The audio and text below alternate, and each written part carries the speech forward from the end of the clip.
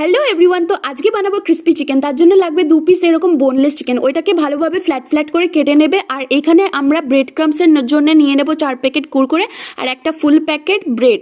ওইটাকে ভালো করে মিক্সিতে মিক্স করে নেবে। আর এখানে তোমাদের ম্যারিনেশনের জন্য লাগবে একটা ফুল লেবুর রস, আদা রসুনের পেস্ট, ব্ল্যাক পেপার 2 চামচ, 1 চামচ মতন লবণ, হলুদ আর একটু লঙ্কার গুঁড়ো, এখানে চিলি পেস্ট দিয়ে দেবো। আর এখানে ধনে গুঁড়ো আর একটুখানি জিরে গুঁড়ো দিয়ে দিলাম, ডিম আর 2 চামচ কর্নফ্লাওয়ার, 2 চামচ ময়দা দিয়ে তারপরে আমরা দিয়ে দেব একটা ফুল চামচ সয়া সস। ঠিক আছে? আর নুন যদি কম মনে হয় তোমাদের আর একবার দিতে পারো। ভালো করে এরকম ম্যারিনেট করে তোমরা 1 ঘন্টা বা 30 মিনিট মতন এরকমভাবে ঢাকা দিয়ে রাখবে। আর এখানে আমরা এই কোটিংয়ের জন্য নিয়ে নেব কর্নফ্লাওয়ার আর ময়দা দিয়ে জল দিয়ে গোলানো একটা মিক্সচার। প্রথমে এটাকে ডুবিয়ে নেব এর মধ্যে ভালো করে, তারপরে ব্রেড ক্রাম্ব দিয়ে কোট করে নেব। এইভাবে আমি সবগুলো এরকম কোট করে নিয়ে